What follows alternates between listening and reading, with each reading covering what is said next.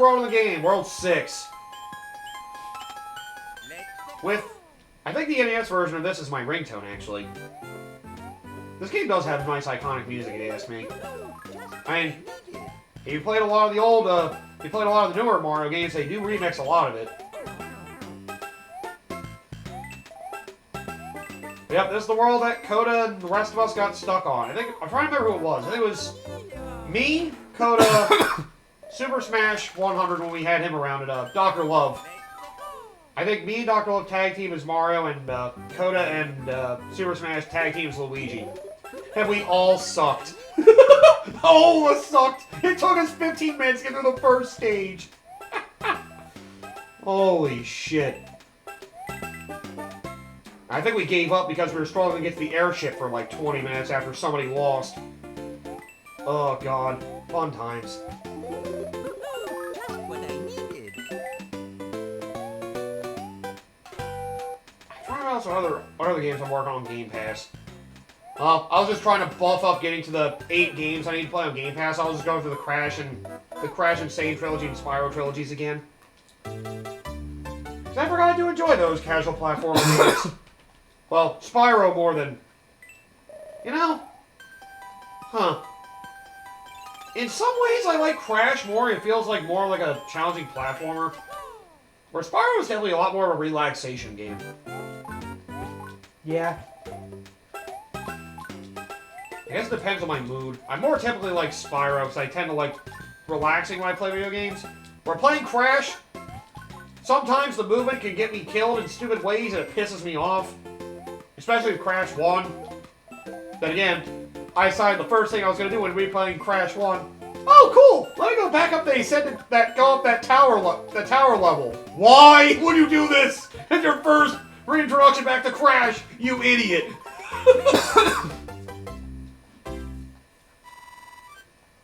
I just spent 15 minutes dying and got a game over. I was like, you know what, I'm not going to play Crash now. I'm done with it. Oh, God. I can't think I thought I heard the rumor like a while ago Toys for Bob might actually be working on something else. Maybe. Damn it! But then again, they stopped support for the, What are they working on? The next COD? Because that's all they've been fucking... They actually, I'm trying to remember. I think they, bought... I'm trying to remember if they bought or they basically were just granted their, I think Microsoft basically let them go independent. I don't know if they had to, like, buy it or they were just granted they were, like, trying to go through, like, some sort of thing so they could be independent, and apparently Microsoft allowed it. Oh, that's good. Yeah, so I think they're trying to work, but supposedly they'll still work closely with Microsoft and Activision on things. But they're not, like, under them anymore, if that makes sense. Because now they have a close relationship, but they're not, like, forced to work under things they say. They can be more independent now. That's cool. So supposedly, I think they might be working on something. Suppose the rumors I heard is it could be Spyro related, but I don't know. Supposedly it's either potentially a new Spyro game or a remake of another one of the older ones, like Hero's Tale or something. I know some people were hoping they could maybe like remake the DS games. I keep forgetting we're a thing. I don't know much history about the DS games, so... Yeah, I don't either. I just know somebody told me apparently there was like a prominent voice actor who voiced for Spyro in those games for some reason. It's always weird when you hear high profile like actors or voice actors doing things like that. I think we got the whole Sonic movies for that. Oh yeah, by the way, also Sonic 3, Keanu Reeves does a great job as Shadow. And Idris Elba continues to be great as Knuckles. Like, man. They're honestly two of the bigger standout characters from the movies. You'd hope.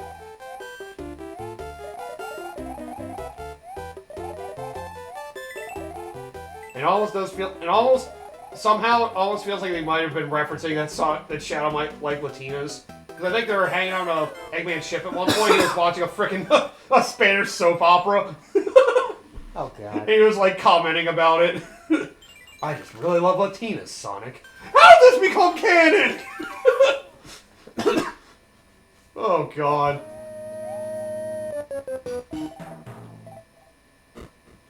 I'll say the one thing annoying about the Sonic 3 movie, again, Sonic 3 movie spoilers,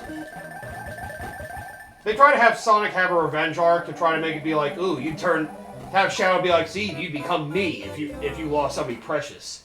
It's like, this feels a little forced. I get why they did, but it definitely felt a little forced.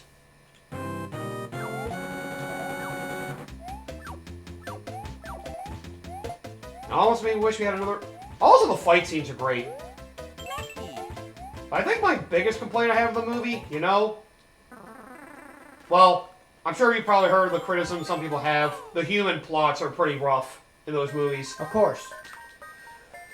Oh, there's the last suit! My favorite! Oh, yeah, I haven't shown off the other two special ones yet. Oh, you should probably save that one for later. Save that for the third fortress. Definitely save it for the third fortress. Yeah, we should probably go to those other special suits at some point. We'll do that later. God damn it! But yeah. You know, as much as it was fun watching Jim Carrey basically play against himself in the movie, and a lot of the humor they had was pretty good, part of me felt like it might have been a little too much Jim Carrey at times. A little bit. Like, I think the one that got me out of it was the dance scene they had. Yeah, that was the one I was like, I think they showed that off, and... That was the one I was like, this is a little much. I mean, I get it's a kid movie, it's supposed to be, like, fun and quirky and all that. It was like, that scene was like, it feels like it's going a little overboard on this. It also went on fun and quirky. It's like, it's a kid's movie, we gotta be fun and quirky. I mean, it was one of those scenes I wish it went on for like 30 seconds and not 2 minutes. Basically, we went through a whole song doing a dance number. I was just like,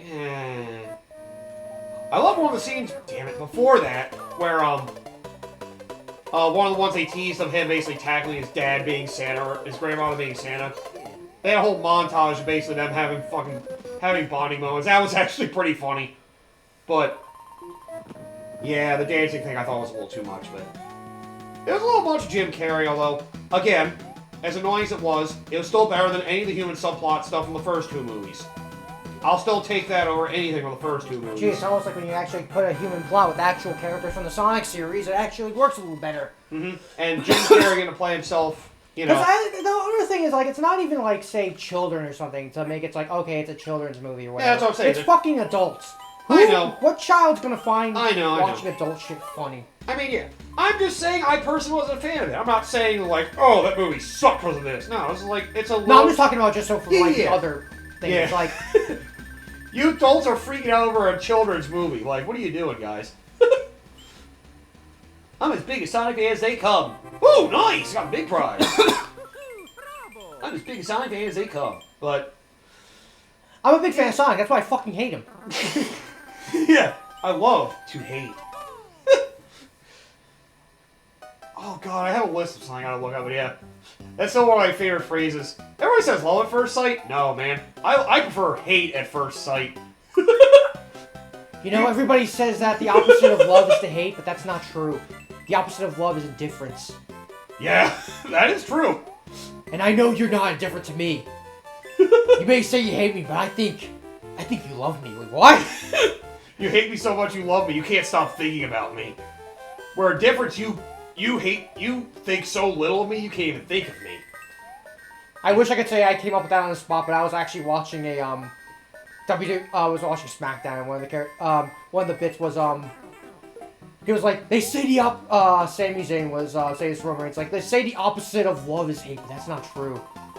The opposite of love is indifference. And I know you're not indifferent to me. I think you love me. His Roman's just like, what? You're smirking, I see it. I was saying, whoever wrote that, or if he just thought of that, like, yo, that's actually pretty good. Like, shit, that's actually a pretty good line. A lot of the Bloodline stuff that's been working in SmackDown has been written by both Roman Reigns and Paul Heyman.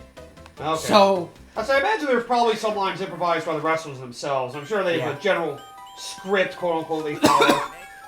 You're smirking, I see it, it's still there. It's still there. God damn it.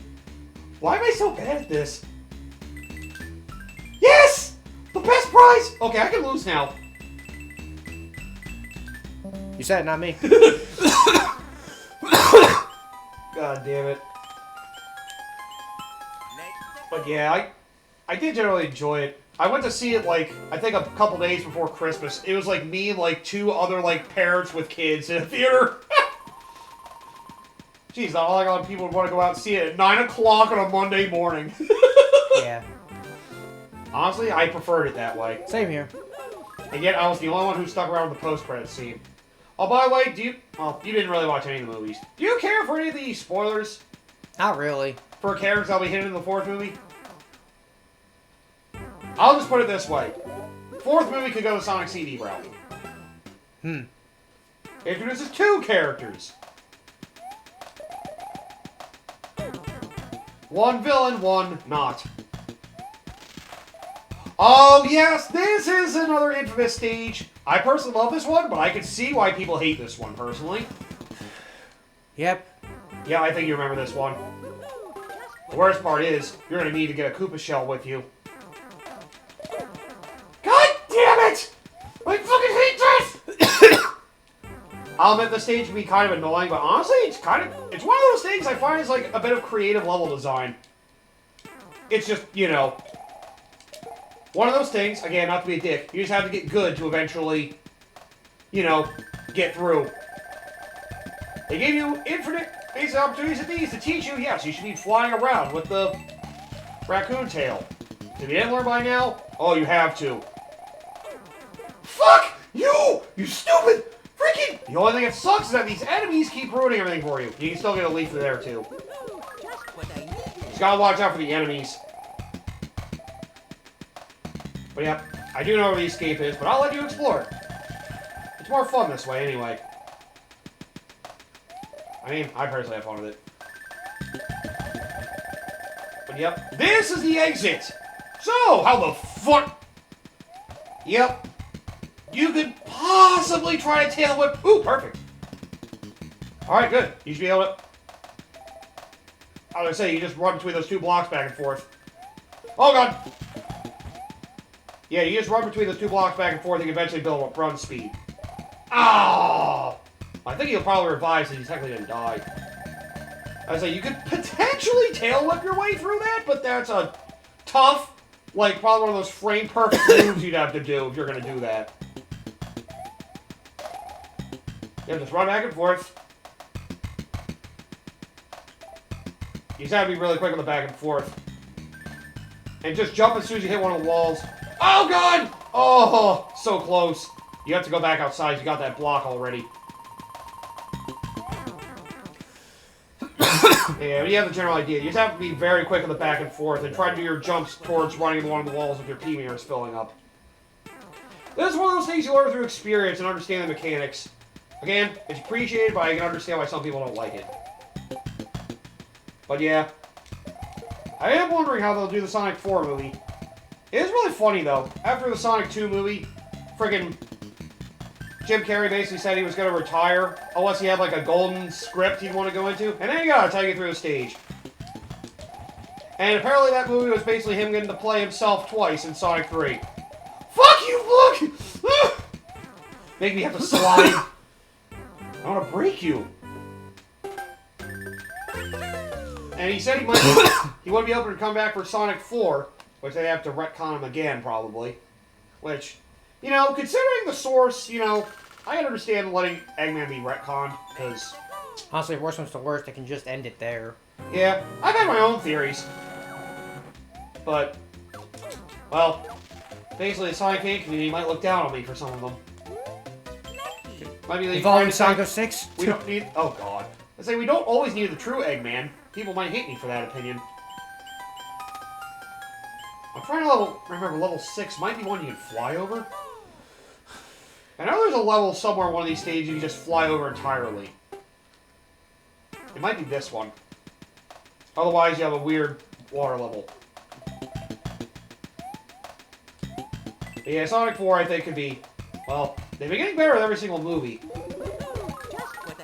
I'll say Sonic 1 is not really worth watching. It's okay.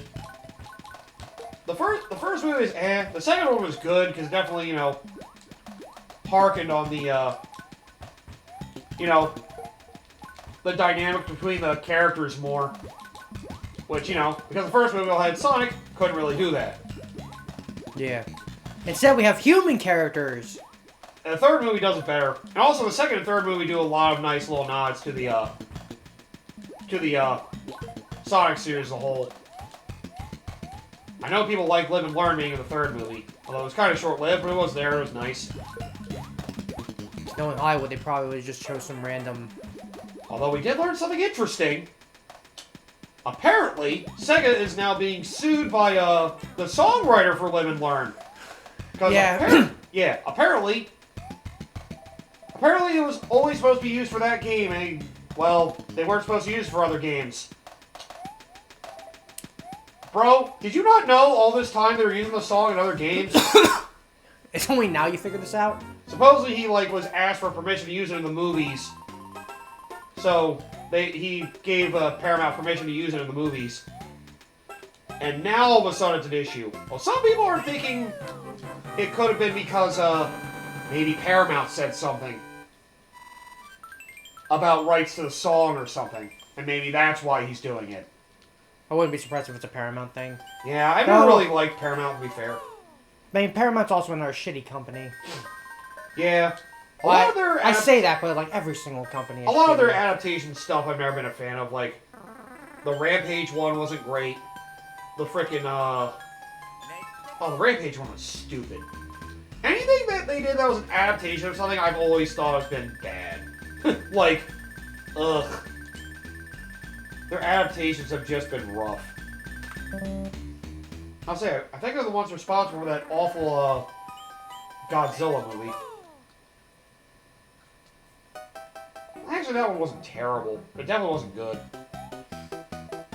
Basically, they're involved in the adaptation, expected to be full of generic bullcrap. Just what I needed. And that's what the Sonic movie suffered from a bit.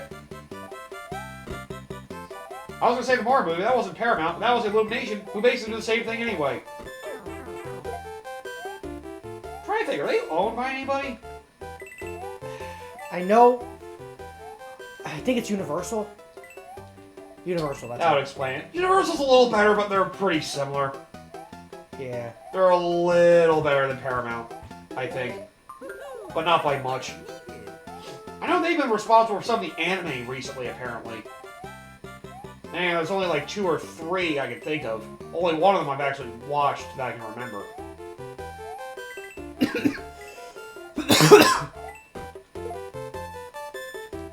Man, I think... Oh, right. I think that one was Seraph of the End. Now, that one's weird.